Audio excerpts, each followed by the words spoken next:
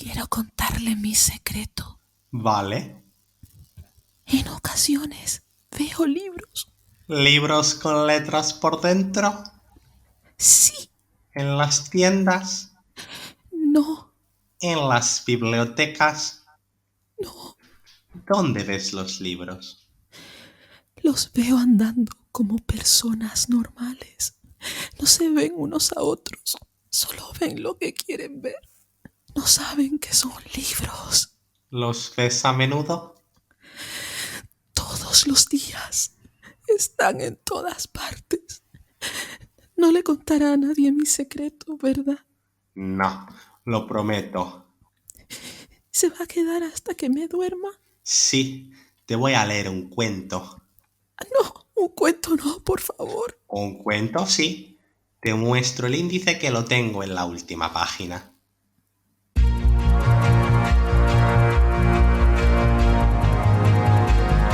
Nigromantes Literarios, un programa dedicado al apasionante mundo de los libros y mucho más, con Saray Ramírez y Naviru Shorno.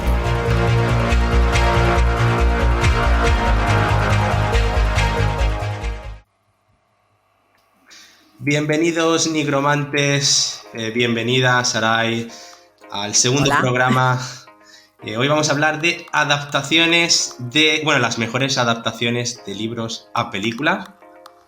Ese tema propuesto por Sergio Betancourt, ¿verdad? Sí. Que fue el que dijo antes que nadie Pennywise como respuesta. De hecho, me parece que habíamos dado solo 2 pistas y el tipo ya lo Ya lo adivinó. había adivinado. Y propuso pues este tema, ¿no? Adaptaciones de películas fieles al libro, puede ser. Bueno, dijo buenas y malas, Buenas y ¿no? Si malas. no me equivoco. Sí. Pero hoy vamos a ser buenos y vamos a hablar solo de esas adaptaciones dignas. Porque, no sé, nigromantes, ¿cuántas veces han leído un libro y luego han visto su adaptación en el cine y han pensado, qué decepción, porque han desvirtuado la historia original, el libro siempre será mejor que la peli? Y bueno, no sé, estoy segura de que más de una vez has sentido estafados a este respecto, pero en el programa de hoy queríamos dar una pequeñísima dosis de esperanza a los seguidores del séptimo arte y queremos hacer recomendaciones de películas que sí, y repito, sí, están a la altura de las novelas que las preceden. Exacto. Así que sí, hemos hecho una pequeña selección. Decirles que ha sido gratificante ver que no todo está perdido. No. Y que algunos cineastas siguen respetando la profesión, ¿no? Y a los creadores de esas obras. ¿Y qué te parece si vamos directos al lío, Navi? Sí, vamos, porque tenemos 8 propuestas y a cada cual más interesante. Los nigromantes más fieles estarán al tanto del especial que hicimos de El Hobbit. Y si alguien se lo perdió, pues le recomendamos que eche un vistazo al canal, que lo busque, porque hablamos largo y tendido de Tolkien y esos maravillosos personajes, ¿no? Yo supongo que Peter Jackson era un profundo seguidor de la obra de este gran escritor. No hay más que ver las películas que ha dedicado al universo del Señor de los Anillos para darse cuenta, ¿no? Y creo que en el caso del Hobbit, que es una trilogía que empieza con un viaje inesperado, la desolación de Smaug y la batalla de los 5 ejércitos, aquí logró captar hasta la luz de los escenarios. O sea, la gama cromática de estas películas es tal cual te la imaginas al leer el libro. Eso me pareció muy bueno. Como películas creo que no están a la altura de la trilogía del Señor de los Anillos, pero sí se me antojó un vistazo al cuento, ¿no? Era como si abrieses el libro y te encontraras unas ilustraciones en movimiento, ¿no? El guión es muy similar a los diálogos que se mantienen en la historia escrita. Y bueno, creo que los personajes están muy, muy bien adaptados, desde Bilbo, pasando por los trolls, los enanos. El universo de Tolkien está perfectamente definido en la obra de Jackson, ¿no? Hay algunas diferencias, pero siento que son nimiedades si las comparamos con otras adaptaciones. Y quizá no sea un 10 como película, ¿no? Como decía, pero sí se trata de una adaptación notable y muy respetuosa, ¿no? Hay mucho cariño en este trabajo y creo que en parte tiene que ver con la admiración que Jackson sentía por Tolkien. Como curiosidad, decir que estas pelis del Hobbit las iba a dirigir en primera instancia Guillermo del Toro, porque Peter Jackson estaba haciendo las aventuras de Tintín con Spielberg, y lo que pasa es que Guillermo del Toro abandona el proyecto cuando ve que la productora pues tiene problemas económicos y demás, y empiezan a producirse retrasos y problemas varios, ¿no? Entonces, cuando parecía que el Hobbit se iba a quedar compuesto y sin novia, pues como se dice comúnmente, pues se confirmó que Jackson no solo iba a producir las películas, sino que también las iba a dirigir. Y creo, si no me equivoco, que se invirtieron $500 millones, que por aquel entonces pues se convirtió en la mayor inversión económica del cine. Es una barbaridad, 500 millones de pavos, o sea, y que no les haya sobrado uno, aunque sea para dármelo a mí. ¿Tú has visto El Hobbit? Es una las pelis del Hobbit, ¿las has visto? Por supuesto, las vi en el cine. ¿Y qué te parecieron? Bueno, me pareció una maravilla visual.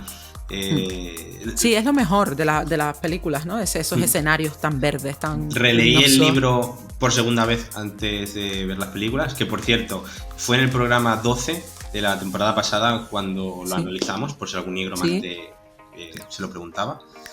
Y la verdad Aquí hay que hacer reciclaje, tenemos que ir mandando a la gente a la temporada 1. Y la verdad que o sea, yo no entendía, digo, ¿cómo van a hacer 3 películas de un libro tan finito?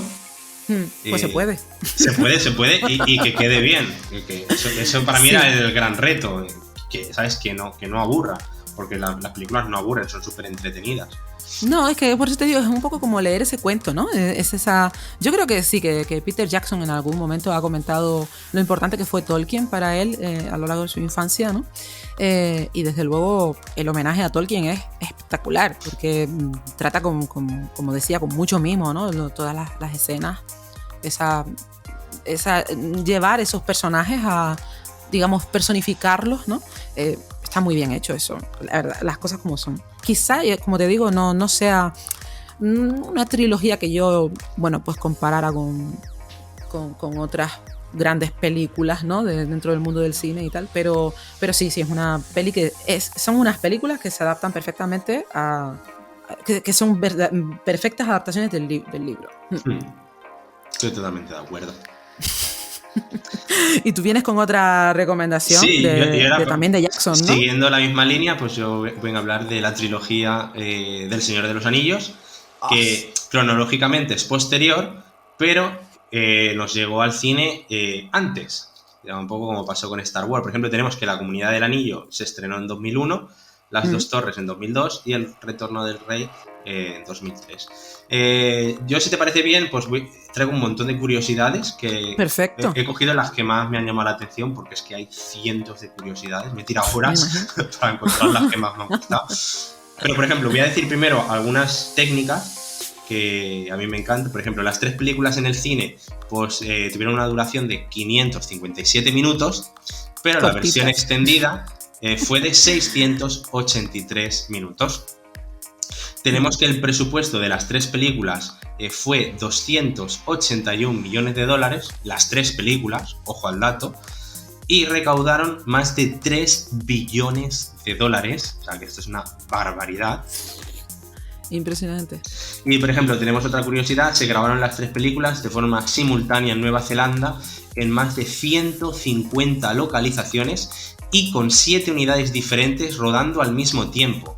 Peter Jackson supervisaba todo vía satélite y el pobre solo dormía 4 horas por las noches porque no tenía tiempo, porque necesitaba supervisar todo para que... Dios. Porque si no el coste iba a subir y no podían permitírselo.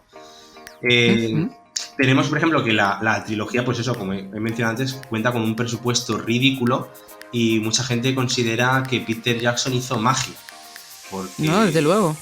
Sí. Por ejemplo, nadie apostaba por la película ni por Peter Jackson porque era un director modesto, y la preproducción de El Señor de los Anillos empezó en 1995, o sea que empezó muchísimo antes. Otro dato curioso, este es uno de mis preferidos, es que tenemos un canal de YouTube que es Dick, contabilizó todas las muertes que se pueden apreciar a lo largo de la trilogía, y son nada más y nada menos que 222.970. O sea, es una pasada. ¡Qué barbaridad! Luego tenemos que toda la historia gira en torno al anillo único, pero el artesano Jens Hansen fabricó 15 versiones distintas para diferentes planos de la película.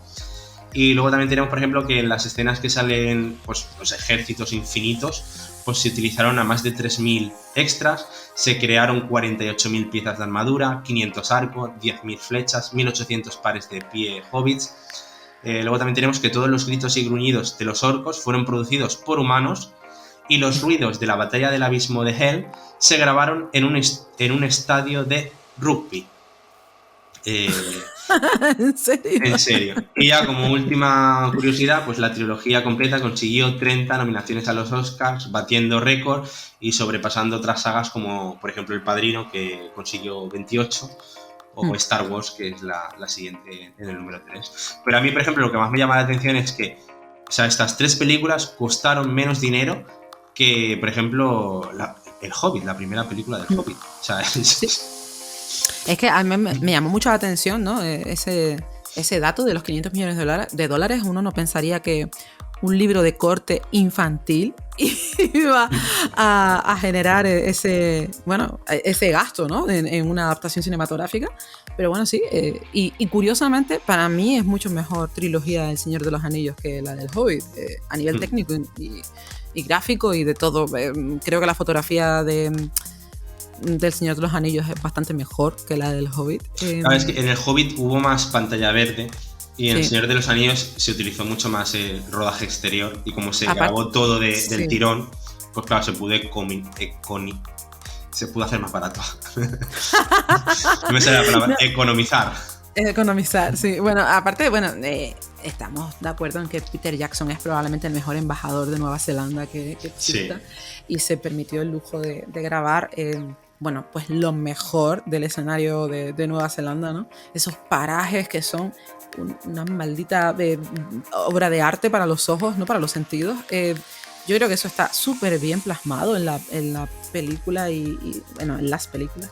Y los actores y todo me parece que están a un nivel superior a la de la trilogía de Hobbit.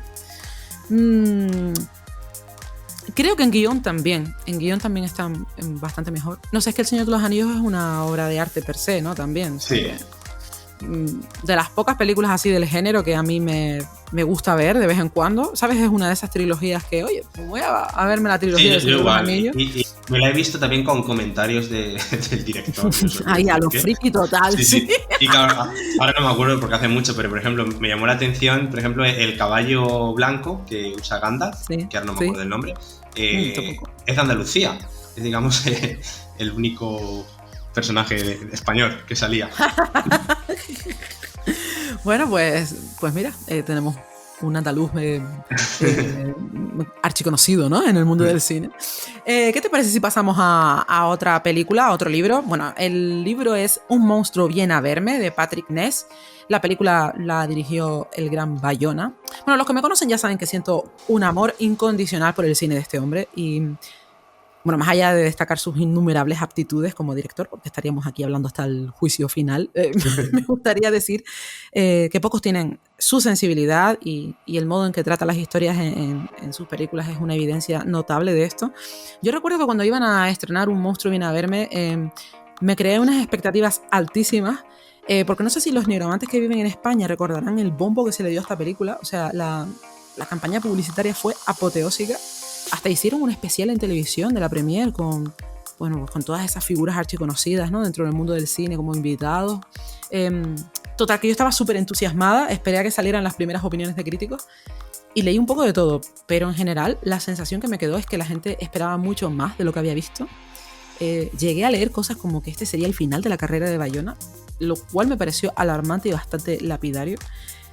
Y bueno, la cosa es que yo ya me senté frente a la pantalla con la idea de que la película me iba a decepcionar, ¿sabes? Y ocurrió justo todo lo contrario. O sea, me pareció grandiosa y entonces aprendí una gran lección, y es que solo tú puedes crearte tu propia opinión de las cosas, por serio o profesional que pueda parecerte un entendido, ¿no? en la materia.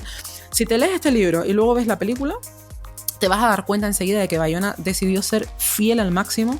De hecho, yo había visto la película antes y cuando leí el libro fui especialmente cuidadosa con el tema de no extrapolar a los actores, ¿no? La estética que había visto cuando vi la película, porque la vi prácticamente en el estreno y el libro lo tuve en mis manos el año pasado, en 2020. Me pareció asombroso el nivel de pulcritud de este trabajo, que además de tratar un drama tan poderoso, aplica esa dosis de fantasía necesaria, porque sin esto la tensión emocional de la historia habría sido demasiado para el público. Bayona captó perfectamente la esencia de cada personaje, de esos escenarios oníricos, ¿no? Pues llamarlo de algún modo. Me pareció todo un acierto. Y además yo tengo la versión ilustrada del libro, Y la verdad es que las escenas de animación respetan mucho la idea original. Es una gran adaptación bajo mi humilde criterio. No puedo ser tampoco muy neutral con el tema de Bayona, lo reconozco, pero es que está muy bien. Yo cuando me leí el libro, te digo, me lo leí en 2020 y era como estar viendo de nuevo la película, pero hay tal respeto en el trabajo de Bayona que simplemente es muy recomendable, ¿no? Si hablamos de adaptaciones no, para mí no es la mejor película de Bayona, pero sí como que es una adaptación cumple, ¿no? es perfecta, sí, es perfecta. Perfectas. No sé si la has visto, si te has leído el libro. No tampoco. he visto la película, no he leído el libro, lo apunto, ¿verdad? Sí, deberías, porque Vale. es un libro con una narrativa muy sencilla, la verdad. Prácticamente es como un cuento, ¿sabes? Pero está... en la película, para mí hay un plus, y es el plus emocional, ¿no? De los personajes, que claro, tenemos ahí a Sigourney Weaver, que está fantástica en el personaje. Yo creo que realmente cogió la historia y aparte de adaptarla tal y como sale planteada en el libro, sí que le dio ese extra, ¿no? de emoción.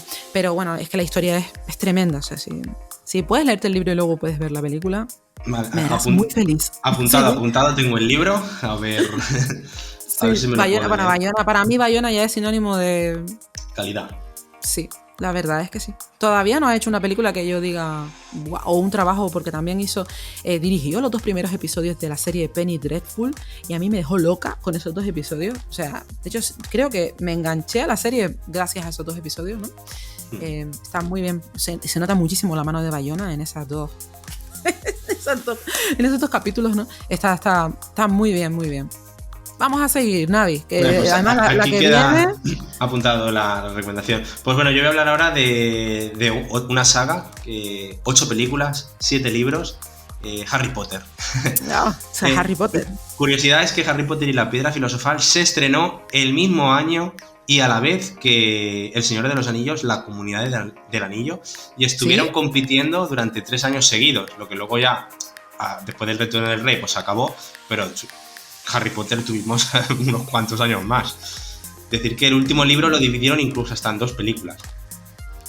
Si te parece bien, voy a leer curiosidades porque creo que todo el mundo... Muy bien. Sí, ya sabemos de qué va Harry Potter, ¿no? O sea, bueno, curiosidades, por ejemplo, tengo que Rowling puso varias condiciones a la Warner Bros. Para que adaptaran sus libros, como que los actores debían respetar la nacionalidad de los personajes del libro, es decir, tenían que ser todos de Inglaterra, y la película debía de rodarse íntegramente también dentro del país. Además, Rowling eligió a dedo a algunos de los actores que interpretarían los personajes más icónicos de la película, como por ejemplo el actor que interpretó a Hagrid. También eligió a Richard Harris, que hizo de Dumbledore, solo en las primeras 2 películas porque luego falleció. También eligió al actor Alan Rickman, que hace de Snape. Y por ejemplo tenemos a Robbie Williams o Rosie O'Donnell, se ofrecieron para participar en la saga porque eran muy fan de los libros, pero Rowling se negó rotundamente porque solo quería actores que pertenecieran a las Islas Británicas. ¿Te imaginas a esos 2 actores? Imagínate decirle a Robbie Williams, no. Hola. Muy heavy. Perdona. Luego tenemos algunos actores que se prepararon para el papel de una forma muy concienzuda. Y por ejemplo tenemos a David Bradley, quien interpretó al simpatiquísimo y amoroso conserje Argus Flitch, pues se encerró durante un mes en una casa de campo a solas, digamos, para avinagrar un poco su personaje, porque el conserje tiene tela, ¿eh? Luego tenemos al actor Jason Isaacs, que interpreta a Lucius Malfoy, que es uno de, digamos, de los antagonistas de Harry Potter. Pues durante el rodaje se quería meterse en el papel del villano y se ponía a robar cosas del set. Esto al final pues se lo confesó al director para decirle, mira qué buen actor soy, que estoy robando cosas. Y claro, el director se cabreó y le hizo devolver lo robado, por supuesto, ¿no? Luego tenemos una curiosidad muy muy graciosa, es que el castillo de Hogwarts en principio iba a ser la catedral de Canterbury, o como se diga. Canterbury. Pero el decano se negó rotundamente porque le parecía un sacrilegio utilizar la imagen de un templo cristiano para una representación pagana y dijo no. Al final utilizaron de imagen la catedral de Gloucester, que se dice en inglés, Sarai. No lo sé. Gloucester. La oferta la realizó el propio reverendo de dicha catedral, Nicholas Bury, porque se consideraba muy fan de los libros. O sea, imagínate. Uno dijo que no y otro dijo, no, para mí. Para mí. Una de las partes más difíciles de grabar en toda la saga fueron las escenas acuáticas dentro del lago Negro, en la película El Cáliz de Fuego, en las que Daniel... Espérate ahora para decir este apellido. Daniel Radcliffe, el actor que interpretó a Harry Potter, permaneció más de 45 horas bajo el agua para grabar todas las tomas que necesitaba, y el actor sufrió pues varias infecciones de oído por pasar tanto tiempo debajo del agua. Y como última curiosidad, y aquí una un poco triste, es que uno de los dobles con los que contaba Daniel, que era, es David Holmes, pues para las escenas de riesgo sufrió un accidente grabando una parte de la última película. Uno de los cables que tiraban del actor se ve que se rompió y lo lanzó por los aires, y el hombre, pues durante dicha escena se golpeó contra la pared y quedó paralítico en el acto y de por vida. Dios. Y es así algo triste. Y hay muchas curiosidades más, pero estas son las que más me han llamado la atención. Impactantes son un rato, ¿eh? Y como adaptación, ¿tú consideras que es una... ¿Se han hecho un buen trabajo en términos generales? Sí, por eso la he elegido. A ver, faltan personajes, faltan muchas cosas, pero cuando leas el libro verás que... es muy difícil, ¿no? Plasmar toda la imaginación que tiene Rowling y yo creo que las películas están a la altura, porque yo me acuerdo cuando me leí los libros, llevaba creo que 4 libros leídos que se habían publicado, y cuando fui al cine a ver la película yo quedé impactado. O sea, esa imagen del castillo Hogwarts, las escaleras que se mueven, los pasillos que se mueven, los personajes dentro de los cuadros que se van moviendo, como en el libro, que van de un lado a otro, como una dimensión aparte, los trucos de magia con la varita, o sea, muy...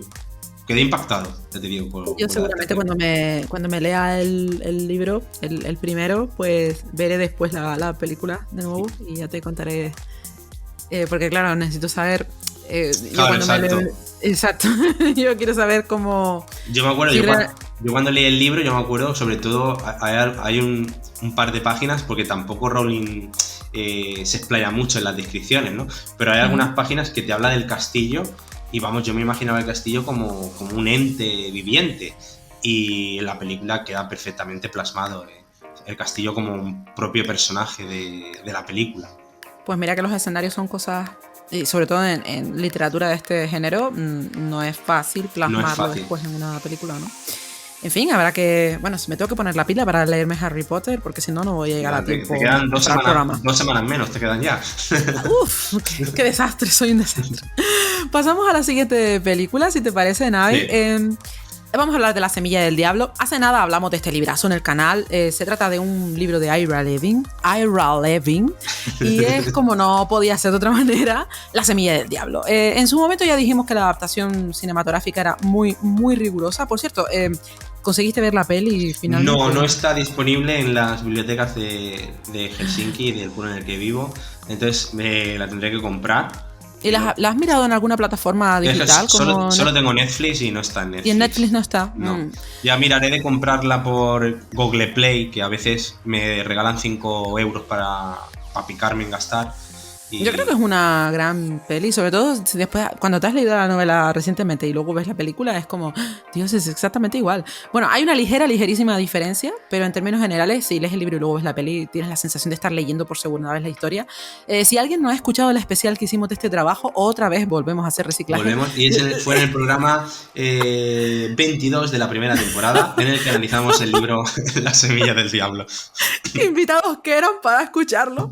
Porque en serio creo que no pueda contar mucho más sobre la película que ahí, ¿no? O sea, chico, parece que comía el piste ese día, de verdad, no sé. Ahí se nota que te gustó mucho la película. Y aparte, es que también soy una enferma del cine y esa película me encantó. Sobre todo, la había visto hacía muchísimos años y me leí el libro y después cogí y dije, venga, voy a verla de nuevo y fue sensacional. Fue como cerrar el libro y empezar otra vez con la página 1. O sea, de verdad, es que es tal cual. Creo que es una de las mejores adaptaciones que se han hecho de un libro, ¿no? en el cine.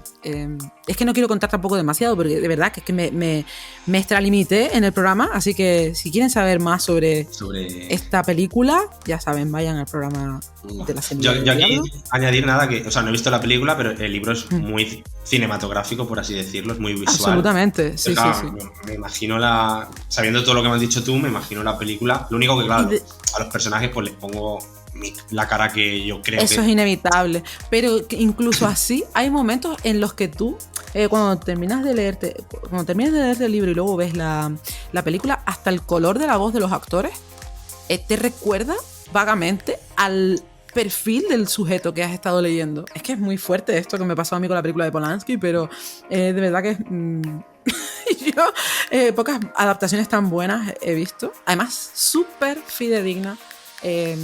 Creo que es coma por coma. O sea, de verdad te digo que hay una ligerísima diferencia. Pero nada, es que a veces no te das ni cuenta de lo bien hecha que está. No creo que una persona se pueda pueda reparar mucho en ello. Pero bueno, yo te dejo que la veas y cuando la veas me dices si la has percibido o no. Yo voy a intentar la ver y cuando la vea ya te diré. Por fin. La he visto.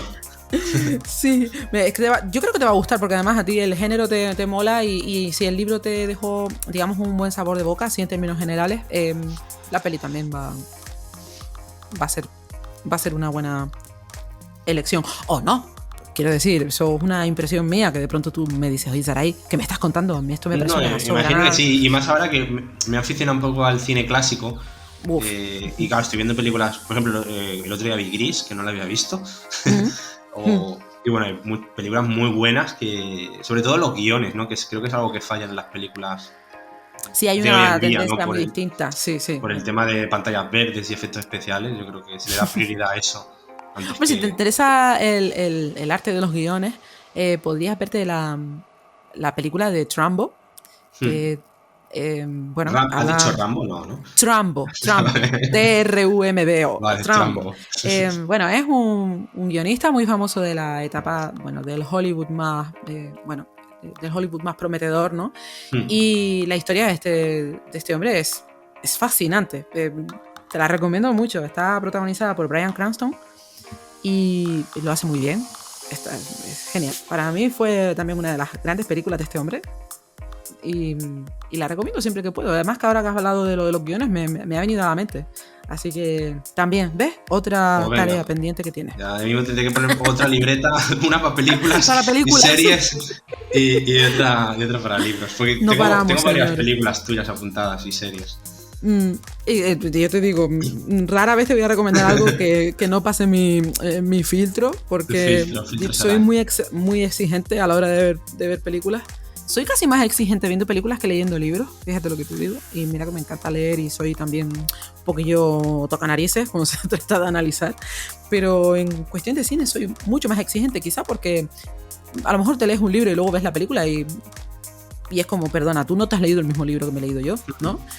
No, y luego, bueno, cuando lees necesitas más activamente porque tienes que imaginártelo tú, y en una película simplemente, bueno, te lo dan todo hecho, ¿no? O sea, no tienes que hacer nada. Por eso es más fácil que te decepcione a que te sorprenda, ¿no? Exacto. Evidentemente. Pero bueno, uno puede entender, desde la perspectiva de un ser adulto y comprensivo, ¿no? Puedes entender que en una película se permitan ciertas licencias o que haya cosas que no se pueden trasladar, ¿no? A la pantalla. Pero luego hay otras fórmulas que a ti es como si te tomaran el pelo. ¿Sabes? O sea, no sé. Ya hablaremos en el programa de las peores pifias que se han cometido en adaptaciones cinematográficas. Te diré, voy a adelantar que una de ellas es Christine.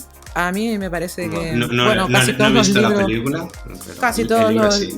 casi todas las películas, salvando algunas excepciones muy notables, como puede ser el caso de Misery, ¿no? Pero casi todas las películas inspiradas en novelas de King suelen ser una decepción. Y a mí me da mucha rabia eso, porque vienes de leerte una super novela, como en el caso de Christine, y dices, quiero ver ahora lo que tendría que ser una super película. Pues va a ser que no. Perdóname, pero no. Te tendrás que leer el libro. Bueno, creo que te lo has leído recientemente, ¿no? Me lo he leído 2 veces, llevo ya. Pues cuando puedas, mírate la peli, ¿ves? Otra más. Cuando puedas, léetelo una tercera vez. No, pero sí que es cierto que es que, no sé, yo no quiero atentar contra nadie que ame el trabajo de Carpenter, del director, pero es que de verdad cogió la novela y iba a decir una ordinariez, pero voy a decir que se la pasó por la suela de los zapatos, ¿vale? Se la pasó por el forro de los bolsillos. Exacto, sí. Ay, Dios mío, venga, pasamos a otra peli. Pues venga, y ahora voy a traeros Trainspotting. Esto fue al revés, yo primero vi la película. Y la de Danny Boyle, ¿no? Sí, Danny Boyle es una película británica de 1996, basada en la novela homónima, lo he dicho bien, ¿no? Homónima, sí. Vale. Escrita por Irving Welsh. Y nada, nos narra la punzante historia de un grupo de jóvenes heroinómanos de los suburbios de clase baja de Edimburgo que no tienen aspiración alguna por la vida, salvo drogarse o conseguir dinero sucio para drogarse. El único que aparenta poder escapar un poco de este autodestructivo sistema es el protagonista, Mark Renton, que está protagonizado por el increíble Ewan McGregor, que es súper jovencísimo en esta película. Estamos hablando de 25, 26 años. Y yo me acuerdo que vi esta película, me impactó muchísimo. O sea, yo no estaba preparado para ver una película así. O sea, yo no sabía ni lo que eran los porros cuando vi la película, pues imagínate. Me quedé loquísimo. Pero me encantó muchísimo la película. Y más adelante, pues digo, bueno, pues voy a leerme el libro, ¿no? Y el flipé, o sea, el libro es una buena adaptación. Sí, muy buena. Hay una cosa que pasa en el libro muy fuerte que no la sacaron en la película.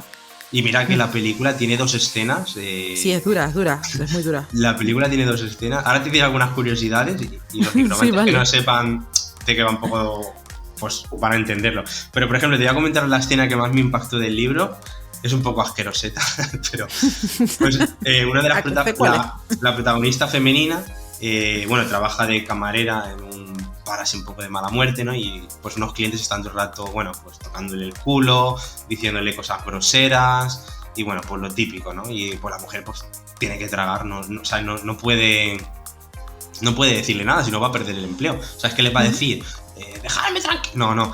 Pero bueno, pues uno de los clientes que más le acosa y que más está todo el rato metiéndose con ella, le pide una sopa de tomate, ¿vale? ¿Qué pasa aquí? Pues que la mujer tiene el periodo. Pues bueno, ya te imaginas un poco por dónde va, ¿no? Sí.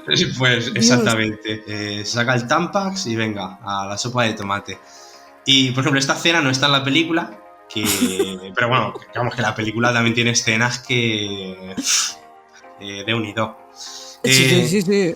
Y además, bueno, yo es que claro, ahora cuando tú propusiste Trainspotting como libro para este programa, yo desconocía que había un libro de esta película. De hecho, pensaba que era una creación más de Danny Boyle.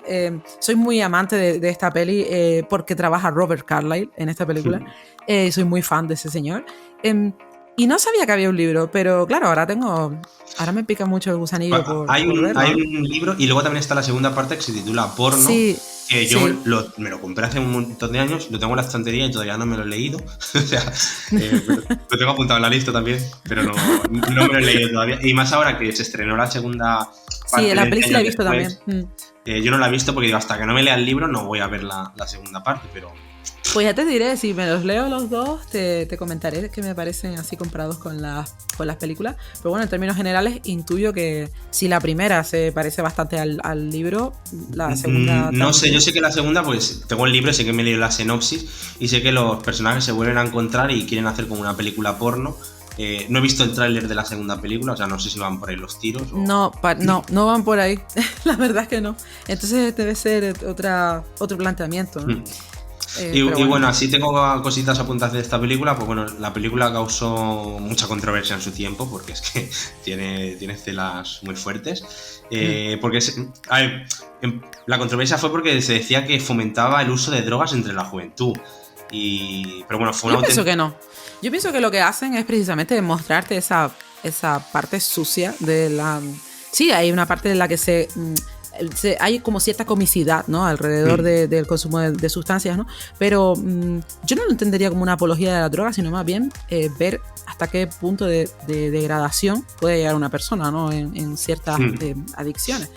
De hecho, creo que es que tampoco quiero destripar nada, pero hay varias escenas de la película que te dejan eso más que de manifiesto. Sí, te deja. Es durísima lo que empieza siendo como eso, lo de los procesos de comicidad, que yo pensaba, bueno, pues ahora me voy a reír con esta película lo más grande, y hay puntos en los que tienes que tragar saliva y dices, guau, lo que acabo de ver. Sí, totalmente de acuerdo. Que en su momento debió ser una película también muy polémica por la época en la que salió, que también había como, digamos, un despertar dentro del mundo de las sustancias, ¿no?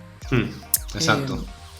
Luego, no sé, hemos dicho sigue, antes que bueno, la película está basada en la novela de Irving Welsh, y por cierto, Irving Welsh aparece en la película interpretando a Mike Forrester, que es el punk traficante de heroína que vive en una habitación con solo un colchón. ¡Anda! Pues él es el que escribió el libro, vamos, o sea...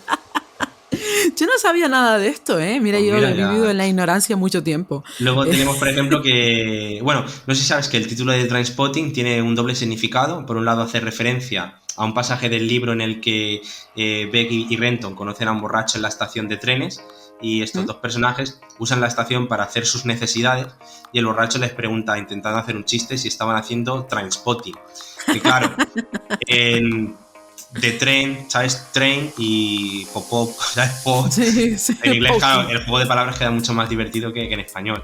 Y luego, por otra parte, hace referencia al argot escocés, en donde el término Trainspotting significa buscar una vena para inyectarse droga, por lo que tanto Trainspotting tiene doble significado. Luego tenemos a Ewan McGregor, sugirió inyectarse heroína para meterse mejor en su papel. Y saber lo que se sentía. Y Danny Boyle, pues claro, se lo prohibió rotundamente. Le dijo, no lo hagas. O sea, no lo hagas. Estás loco de remate, o sea, no. Imagínate. A pesar de ello, pues Ewan sí tuvo que aprender a cocinar y preparar la heroína para su consumo, lo que en la película utilizaron glucosa. O sea, no fueron ni consiguieron heroína de verdad, usaron solo glucosa. Luego tenemos la mítica escena del viaje onírico por el repugnante retrete, donde bueno, eran manchas de chocolate, ¿sabes? Hombre, sí, yo quería pensar que no se trataba de... No se trataba de caquita, ¿no? De potting. Quería pensar que no se trataba de potting. Luego, para motivar la actitud jovial y rebelde de los actores, para encarnar a sus respectivos personajes, pues el director organizaba sesiones de cine con películas como El Exorcista, La Naranja Mecánica o The Hustler. Y de hecho, esto sé que te va a encantar a ti, la espeluznante escena del bebé gateando por el techo está directamente sacada de una escena de El Exorcista. Sí, bueno, de hecho es una escena que te deja como muy pillado, cuando la ves, porque imagínate estar ahí, ¿no? En pleno viaje. ¿Sabes? Eso. Bueno, que por cierto, la historia del bebé también es demoledora, o sea, yo es que claro, ves, nos ponemos a hablar de películas, mal asunto, porque yo empiezo con el rollo mío de querer expresarme de más de la cuenta y no, voy a dejarlo para que la gente la vea si no la ha visto, o se lea el libro si no lo ha leído. Yo desde luego ya me comprometo a leerme el libro porque me he quedado muy flipada con la idea de que hay 2 libros de esta trama que yo no conocía. He vivido, te digo, en la ignorancia. Yo pensaba que había sido un guión hecho específicamente para hacer la película, ¿no? Que no se trataba de una obra escrita. Pues no, adaptación, y para mí o sea, sí que he leído muchos libros que decido no ver la película, pero por ejemplo, ya te digo, en este caso fue al revés. Vi primero la película, luego leí el libro y dije, ¡buah! O sea, muy bien, muy bien. Y ya si quieres, para acabar, te digo un par más de curiosidades. Genial. Por ejemplo, el presupuesto para la producción de la película fue de 1,5 millones de libras, que, o sea, nada, siendo su recaudación de aproximadamente 50 millones en todo el mundo, lo que esto convierte a Trainspotting en la película número 11 como película independiente más taquillera de todos los tiempos en Reino Unido. ¿Y la número 1 cuál es? ¿Lo sabes?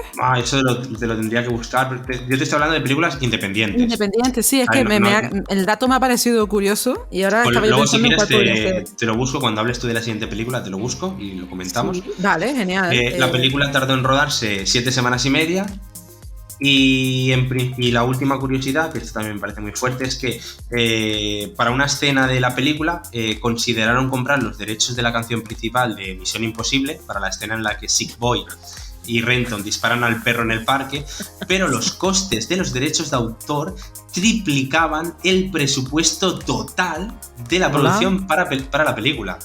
Hasta luego. O sea, muy fuerte, ¿eh? Sí, buenas tardes. Entonces, al final, bueno, cogieron otras canciones y, bueno, la banda sonora de Trainspotting, creo que diversos medios especializados la consideran como de las mejores de toda la historia de cine. Sí, muy potable, es muy potable. Tiene música que es mítica de la época también. Ay, Dios mío, Trainspotting. Ahora me han dado ganas de volver a verla también, ¿eh? Sí, es que yo te digo, yo soy muy fan de Robert Carlyle y claro, encima el personaje suyo es genial porque tiene como unos arrebatos, unos arranques que me parecen fabulosos, ¿no? Pues hablamos de otra peli que hemos mencionado además, hablando de Trainspotting, El Exorcista, El Exorcista. Antes de nada decir que El Exorcista es uno de los mejores libros que yo me he leído, ¿vale? Y posiblemente se trate de mi libro favorito de terror. Y algo parecido me sucede con la película, ¿no? O sea, dudo mucho que haya otra con la misma tensión psicológica y gráfica. Estaríamos hablando de una peli del año 73 y la novela fue publicada en el 71, me parece. Bueno, a nivel literario puedo decir que se trata de un libro de William Peter Blatty con muchísimos aspectos técnicos que lo convierten en una maravilla literaria. La narrativa es una delicia. A mí me hizo sentir muchísima inquietud y tengo que reconocer que ha sido hasta ahora el único libro que me ha quitado el sueño. O sea, yo me vi de pronto de madrugada, esto que te despiertas de repente y empiezas a pensar qué bueno ha sido el libro de Blatty, qué imágenes tan geniales, qué pena que me haya durado tan poco tiempo.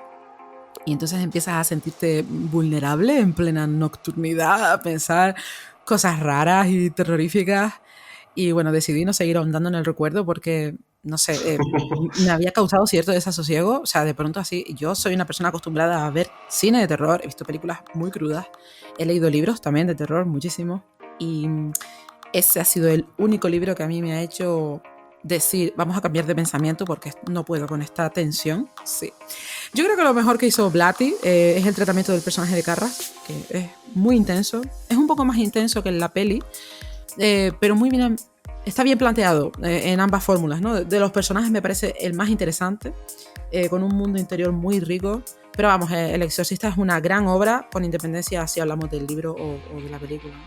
Creo que voy a dejar las curiosidades de esta novela y de esta peli, las voy a dejar para algún especial que podríamos hacer del Exorcista. Vale, sí, yo no me lo he leído, lo tengo apuntado, lo tengo también comprado. Por eso, es que lo que quiero es que lo leas.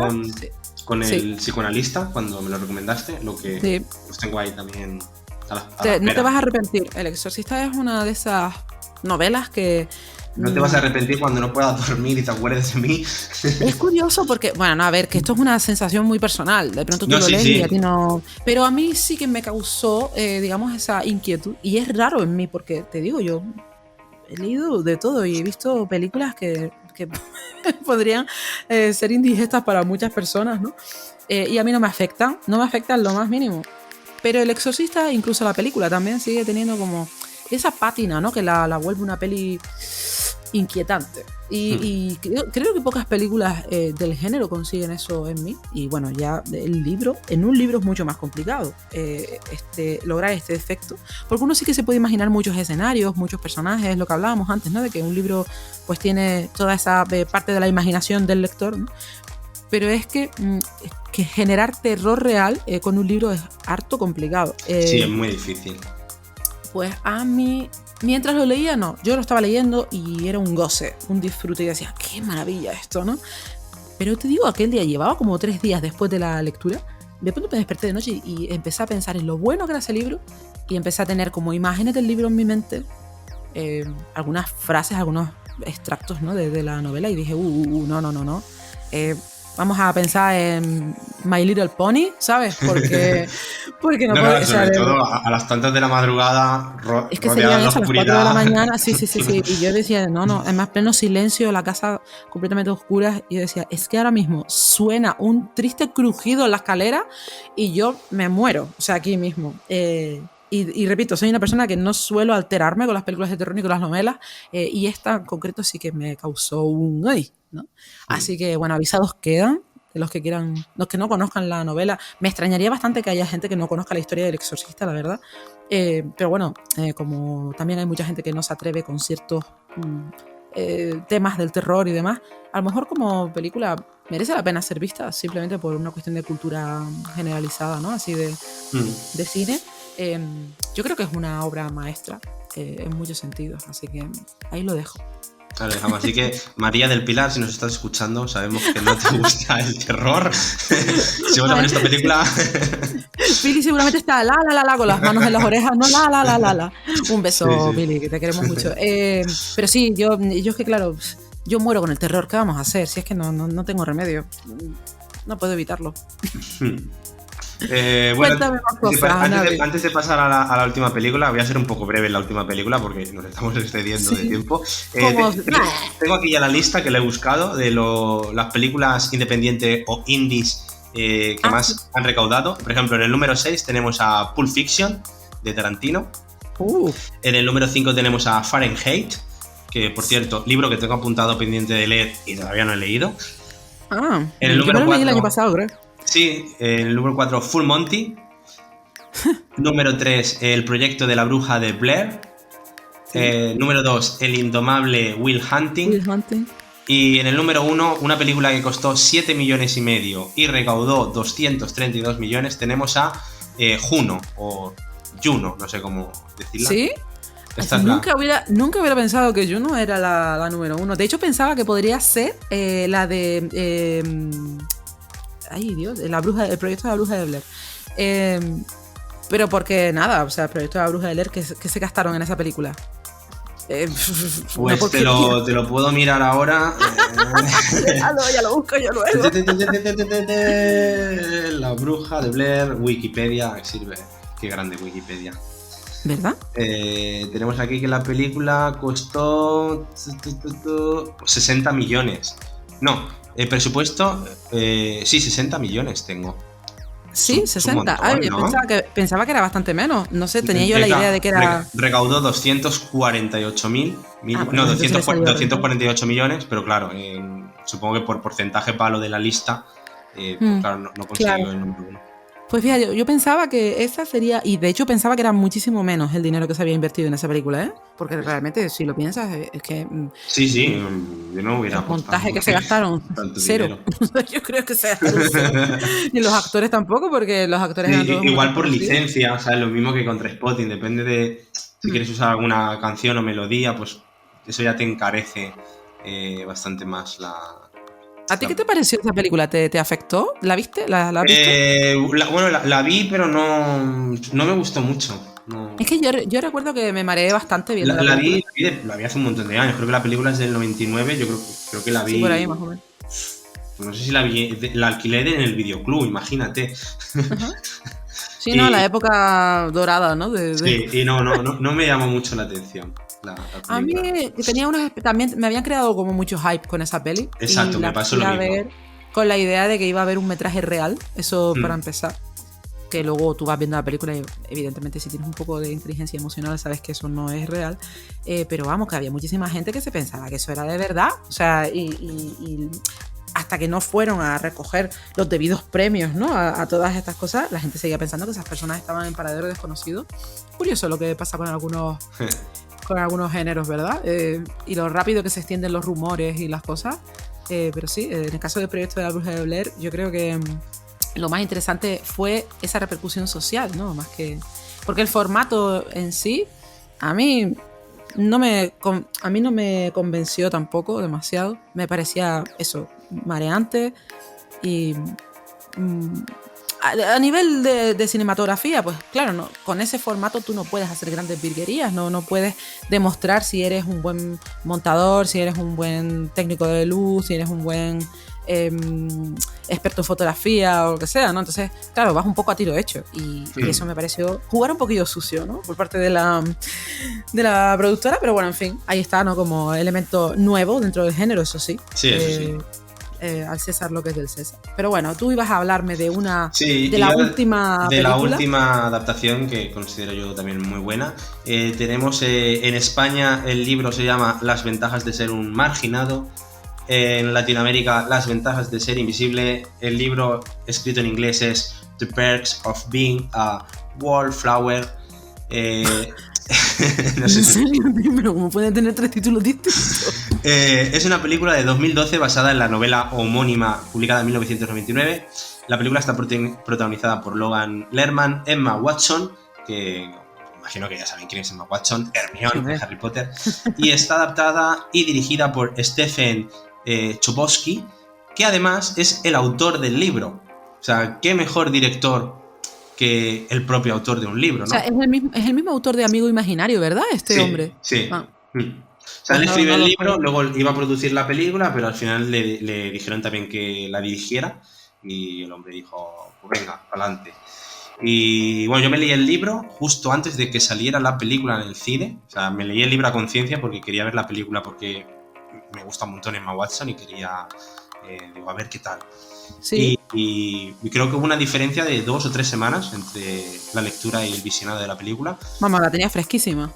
Y sí, o sea, evidentemente no hay cosas que no están, pero vamos, como adaptación la encontré espectacular. O sea, no conozco ni la película ni la novela, así que no puedo... Pues bueno, si quieres te digo un poco el argumento. Tenemos a Charlie, que es un estudiante del primer año de preparatoria. Es un chico muy introvertido y muy lento haciendo amigos. Y el primer día de clase, pues bueno, por lo típico, ¿no? Está súper nervioso y preocupado por hacer amigos. Y nada, al final de clase, pues digamos que, bueno, sus únicos amigos son el profesor de literatura. Y bueno, pues ese mismo día hay un partido de fútbol americano y pues Charlie decide, venga, voy a armarme de valor y voy a hablar con el chico más popular y más carismático que hay, ¿no? Y bueno, pues habla con el chico este, no todo sale como él tenía previsto, pero resulta que su hermanastra es Sam, Emma Watson, y bueno, pues aquí hay un flechazo instantáneo de amistad y puede ser que de algo más, y a partir de aquí empieza ya el libro, y bueno, es un libro, es muy tierno, a mí me recordó mucho a mi época estudiantil, y o sea, considero que es una muy buena adaptación la película del libro. Así que si quieres, Saray, apúntatelo. Sí, porque además es que cuando has dicho al autor me he quedado así un poco pillada porque Amigo Imaginario no encaja en este patrón que acabas de comentar de historia tierna, por así decirlo. O sí, no lo sé. La cuestión es que no lo imaginaba como...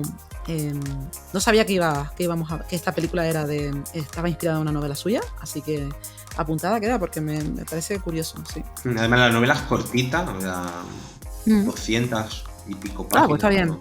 Está bien, una tarde.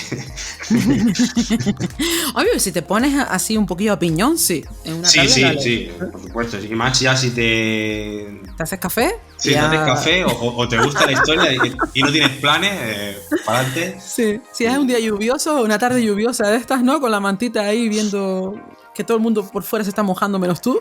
Así que, bien. Oye, pues mira, qué curioso, porque cuando estábamos haciendo la selección de las películas para el programa, yo recuerdo que me dijiste, me extraña tanto que no hayas elegido El Padrino. Sí, me extrañó muchísimo. Y la cuestión es que, igual que sucede con algunos cometas, ¿no? Que pasan cada tropecientos años, el caso del Padrino viene a demostrar que hay películas que superan a las novelas, ¿no? En que están inspiradas. Y bueno, como estas hay otras muchas, ¿no? Por ejemplo, Psicosis, la visión de Hitchcock mejoró considerablemente la versión literaria escrita por Robert Bloch. Y luego hay otras que cambian la historia, pero la transforman en algo muy digno también, ¿no? Como puede ser el caso de Drácula de Coppola. Se sale muchísimo del mito de Drácula, o sea, no tiene tampoco... Tiene algunas características reconocibles de la novela de Bram Stoker, ¿no? Pero se sale bastante, ¿no? La historia de amor entre los dos personajes es una invención completa de Coppola y a mí me pareció eso una genialidad, la verdad, tengo que decirlo. Tampoco, con Coppola me pasa lo mismo que con Bayona, ¿vale? No puedo ser muy objetiva, ¿vale? Pero bueno, en fin. Y luego hay otras historias que a ti seguramente El Resplandor te parece... una novela que una adaptación cinematográfica que no se ajusta y evidentemente no se ajusta a la novela. No, la serie en cambio me gustó más que la película. A ver, El Resplandor es una obra es una obra cinematográfica compleja, ¿no? Como casi todo lo que hacía Kubrick. Y creo que más allá de que, bueno, pues no es otra de esas películas inspirada en una novela de Stephen King que se salta a la torera lo que escribe King. Pero en este caso sí que fue, para mí, a mejor. Pero esto, claro, eso tiene que ver con mi amor por el cine y no tanto por la novela en sí, que me parece que también es muy buena. Pero claro, son dos historias, tienen un nexo de unión, pero luego toman rutas totalmente distintas, ¿no? Bueno, mencionar también, por ejemplo, El Castillo Ambulante. Yo el año pasado me leí el libro y la película es del estudio Globin. Y para mí la película le da 1000 vueltas al libro. No la he visto ni he leído la historia, así que... Se me ha quedado fuera, pero la menciono porque porque vamos, el libro es muy divertido, muy fantasioso, pero vamos, la película, es que le da 1000 vueltas al libro y aquí también queda. Pues mira, te recomiendo antes que veas la película que te leas el libro. Fíjate. ¿En este caso me vas a hacerlo así? Sí, yo creo que sí, porque ya te digo, la película las dos cosas están bien, pero la película es una maravilla visual para los sentidos. Has apuntado, queda. A ver qué hace. El otro día estaba hablando con Oski de Dark Books. Hablábamos de la nueva película que va a sacar Guillermo del Toro, inspirada en Cementerio de Animales, que se supone que va a ser una adaptación. Él prometió que iba a ser lo más fidedigna posible, así que yo estoy esperando eso como agua de mayo. Y también la serie esta, dirigida por es que no recuerdo el nombre del director de Misa de Medianoche, que va a ser sobre los relatos de Poe. Yo tengo un hype con eso que no es ni normal, así que en cuanto se estrenen estas dos cositas hablaremos de ellas en el podcast, porque me parece que puede tener bastante chicha. Será para Netflix, ¿no? Dirigida por Mike Flanagan. Flanagan, sí, jolín, no me salía el apellido, estaba ahí pensando. Pero sí, no sé, a mí Misa de Medianoche me parece que es cierto que tiene un ritmo así un poquillo denso, ¿no? Pero en términos generales me pareció una serie muy, muy literaria. O sea, cuando la estás viendo sientes que estás leyéndote un buen libro. Y claro, en el momento que me enteré que iba a ser una inspirada en los relatos de Poe, pues claro, como tú comprenderás. Los relatos de Poe, y para el que no lo sepa, pues en el programa 10 de la primera temporada analizamos las narraciones extraordinarias y un programa que dura 1 hora y media en la que comentamos prácticamente todos los relatos. Todo. Que o sea, empezamos a hablar de Poe y no paramos. Vaya par de loros, porque es que no se nos puede llamar de otra forma. Somos unos loros. Mira, en el programa de hoy también. ¿Cuánto llevamos ya? Pues rozando la hora.